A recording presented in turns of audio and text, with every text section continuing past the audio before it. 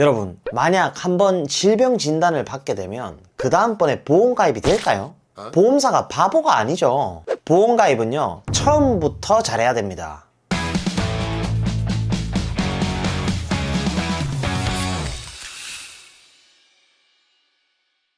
네, 안녕하세요. 여러분들의 갈증을 톡 쏘는 보험 지식으로 해소시켜드리는 보험사이다입니다.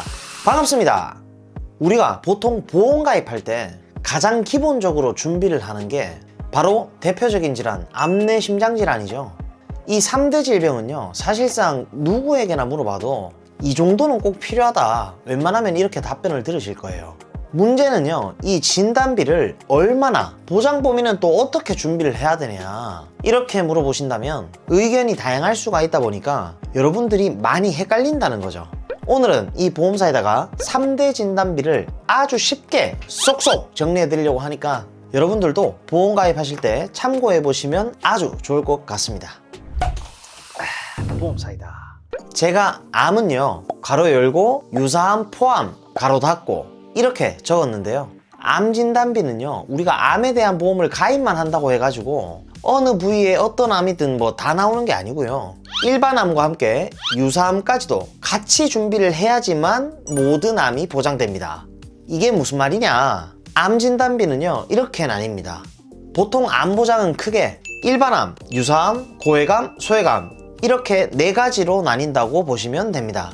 먼저 고해감은 상품마다 이 고해감이 어떤 암인지 정의되어 있는 것들이 다 다르게 되어 있습니다.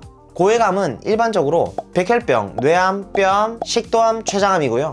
그냥 일반적인 암이 아니라 이렇게 큰 암들이 고해감이라고 생각하시면 아주 쉽겠죠. 식도랑 췌장을 빼고 또 그냥 3대 고해감으로 되어 있는 것도 있으니까 꼭 확인을 해주셔야 되고요. 소해감도 회사마다 다 다르게 써 있을 수도 있어서 여러분들이 보험을 가입하기 전에 잘 봐둬야 하는데, 보통은 유방암, 전립선암 같은 이런 남녀 생식기암을 말합니다.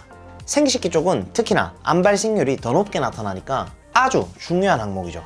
근데 제가 고해감과 소해감 빼고 일단은 일반 암과 유사암만 필수적으로 말씀드리는 거는요, 고해감이랑 소해감은 가입을 꼭 굳이 안 해도 일반 암에서 보험금이 나오기 때문입니다. 만약에 고해감에 해당하는 췌장암에 걸렸다고 가정을 하면 일반암 진단비와 고해감 진단비가 합산돼서 추가로 더 지급이 되는 개념이라고 생각하시면 됩니다. 즉, 일반암 안에는 대다수의 모든 암이 다 포함되어 있지만 딱 유사암만 포함이 안 돼 있다고 생각하시면 됩니다. 따라서 꼭 필요한 보장만 실속 있게 골라서 한다면 일단은 일반암, 유사암을 먼저 구성을 하시고요, 이렇게만 넣어도 사실 충분합니다. 만약 암에 걸렸는데 보험금이 안 나오는 일은 발생을 하지가 않는다는 거죠. 유사암은요, 여러분, 그러면 왜 일반암이랑 분리가 돼 있을까요? 쉽게 말해서 유사암은요, 초기암이라고 보시면 됩니다. 초기암은 아무래도 중대한 암보다 훨씬 더 걸리기가 쉽겠죠. 암은 아닌데 이 경계에 있는 종양, 경계성 종양, 갑상선암 이런 것들은 제 실제 고객님들도 진단을 받으신 분들이 상당히 많으시고 젊은 층에서도 많이 발생을 하고 있습니다. 암보험은 요즘은 트렌드가 있다고들 하죠. 옛날에는 암에 걸리면 그냥 죽는 줄 알았거든요. 그래서 암 사망자금 이런 특약들이 있었는데 지금 이거를 가입하시는 분들은 거의 없죠. 예전에는 암으로 사망을 하시면 뭐 얼마 주겠다 이런 게 있었습니다. 현재는 암에 걸려도 완치가 된다거나 5년 이상, 10년 이상 이렇게 생존율이 상당히 늘어났기 때문에 우리가 암 진단 이후의 삶을 생각해야 되고, 그러다 보니까 더 효과적인 치료 방법으로 고통을 줄이는 선택지, 이제는 그런 보험들도 나왔겠죠. 그래서 지금은 표적 항암제 같은 이런 신약제에 대한 새로운 보장을 넣어서 보험 리모델링들을 많이 하시잖아요. 자, 여기까지가 암이었고요. 암만 얘기하고 뇌와 심장을 빠뜨리면 안 되겠죠. 뇌혈관 질환, 심혈관 질환 진단비도 꼭 필요합니다. 정말 간혹 가다가 뇌졸중, 급성심근경색증 담보만 넣으면 된다, 아직도 이렇게 말씀하시는 분들 실제로 간혹 가다가 계신데, 저는 이 I67 기타 뇌혈관이나 I20 협심증으로 진단을 받으시고 몇 천만 원씩 받으시는 분들을 정말 많이 봐왔습니다. 여러분, 보험을 왜 가입하나요? 보험금 받으려고 가입하는 거잖아요.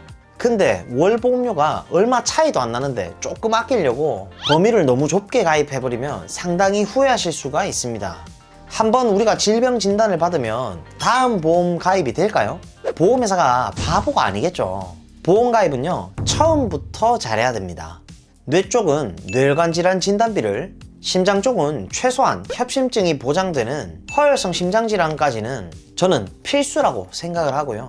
진단비는 그러면 얼마만큼의 가입 금액이 좋을까요?